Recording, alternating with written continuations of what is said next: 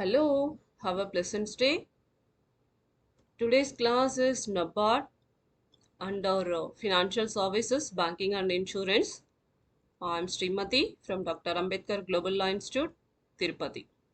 Let us start the class. NABARD, the National Bank for Agricultural and Rural Development. In this class, we are going to see the introduction related to NABARD and the various functions of NABARD. Let us have an introduction. After the independence of India, in order to improve the rural section credit, the Government of India and the RBI in the year 1981 set up a committee to review the arrangements for institutional credit for agricultural and rural development under Mr. Shivaraman. Actually, before it was done by individuals, not institutional credit. So they want to make an arrangements related to this. And here the NABARD was formed on the recommendation of Shivaraman Committee and was established on July 12, 1982 by the Act of in Parliament. So the NABARD headquarters is situated in Mumbai and the current chairman of NABARD institution is G.R. Chintalal. So in the year 2010, NABARD was linked with RBI, but later with effect from October 13, 2010, the RBI divested its shares in the NABARD to the Government of India. So with effect of that, the Government of India now holds 100% of its shares. So the initial corpus of NABARD was rupees 100 crore. So consequent to the revision and composition of share capital between RBI and the government, the paid up capital as of 31st March 2020 stood at rupees 14,080 crores. So the totally it is held by the Government of India, that is 100% share. The authorized share capital is 30,000 crore. So, international associates of NABARD include the World Bank affiliated organizations and global development agencies working in the field of agricultural and rural development. So, these organizations also help NABARD monetarily and also by advising for the development of the rural sector. So here, before this establishment of NABARD, the RBI extended different schemes, that is short-term seasonal credit as well as medium-term and long-term credit to agriculture through state cooperative banks and regional development banks. And at the same time, the RBI also set up an agricultural refinance development corporation to provide a refinance support to the banks to foster the credit-based programs for agricultural development and also rural development. So here these banks, they did this agricultural financing apart from their banking functions. So here that is the reason why the RBI felt that there was a need for a new organizational device for providing undivided attention, the forceful direction and a pointed focus on credit problems arising out of integrated rural development. So after the establishment of NABARD, so it took the overseeing the entire rural credit system, that is including the credit for rural artisans and village industries and the statutory inspection of cooperative banks and RRBs. So at the same time, it also taken the refinance function of ARDC, that is Agricultural Refinance Development Corporations. That function also taken by NABARD. So the roles of NABARD, or else we can say the functions of NABARD are as follows.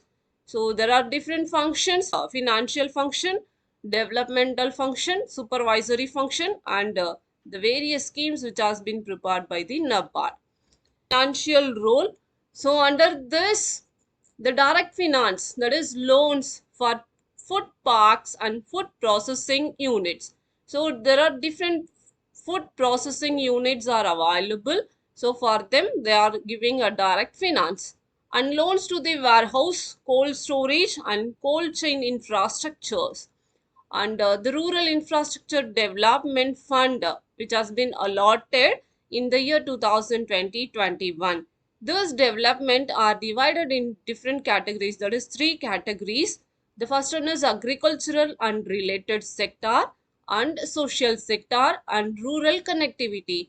The rural connectivity related to this laying the road and bridges, like, and then Pradhan Mantri Awas Yojana Gramin, and long-term irrigation fund, and then credit facilities to marketing federations. So all these are financial role. And then who are eligible to get money, that is borrowers of NABARD, means the state governments, the federations of cooperatives, entrepreneurs, joint ventures, then farmers, producers, organizations. And so this is about the financial role played by the NABARD. So apart from this, the SSG, you know, that self-help group, that is a bank linkage project which has been launched by the NABARD in the year 1992, has blossomed into the world's largest microfinance project. So this credit cards, the Kisan credit cards, become a source of comfort for crores of farmers. So everything is available now. Everyone is enjoying with the schemes. And the next one is developmental functions. So institutional development is the main target. So NABARD has been taking several initiatives in association with the Government of India and RBI, the health of rural finance institutions. So here the rural finance institutions, particularly the RRBs, regional rural banks, and then state cooperative banks and primary agricultural credit societies. So all this development, on basis of development, they are concerning. So the farm sector development, that is taking initiatives in the field of agriculture, like enhancing the agricultural production. So here the production is the process of conversion of raw material into a product, and productivity, that is increasing the utilization of available sources by way of implementing the modern farming technology and generating the rural employment. So this is about different development functions taken by the NABARD. And the next one is supervisory function. So here, according to section 35(6) of Banking Regulation Act, which empowers NABARD to conduct inspections of state cooperatives banks, the district central cooperative banks, and regional rural banks. So what the supervisory function means, they are monitoring the credit monitoring arrangement, CMA, and other any initiatives, and then board of supervision related to these banks, that is state cooperative banks, and then district central cooperative banks and RRBs. So these are the supervisory functions which has been emphasized by the NABARD. Why they are doing this supervisory function means, the object behind these functions is to protect the interest of the present and future depositors, is to examine the financial soundness of bank.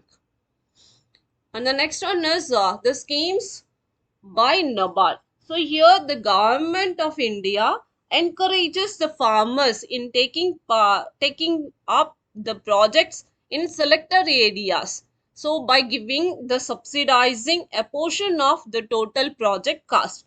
When they give subsidy, then they are coming forward to make a investment in the project. So all these projects aims at enhancing the capital investment and sustained income flow and employment areas of national importance.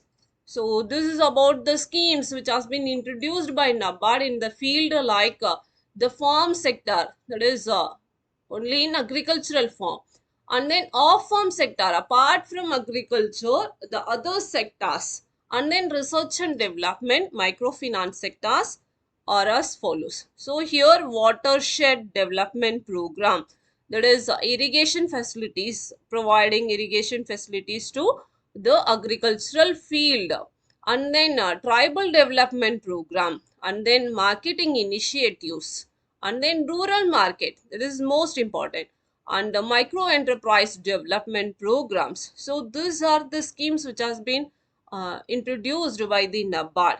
So this is about an initiative and innovative schemes which has been introduced by NABARD. So the NABARD, we can say that it's about a proud channel partner of government in some of the schemes.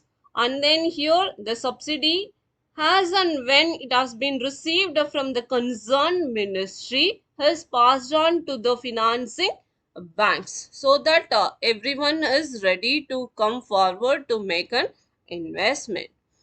And then refinancing. So here the NABARD's Refinance Fund from the World Bank and Asian Development Bank. It goes to the state cooperative agricultural and rural development banks, and then regional rural banks and commercial banks and other financial institutions which has been approved by the RBI. So conclusion.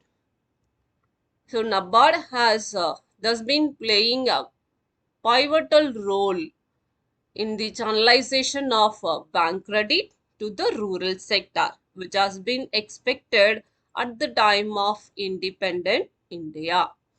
So, hope you understood. Until the next, it's bye from Srimati.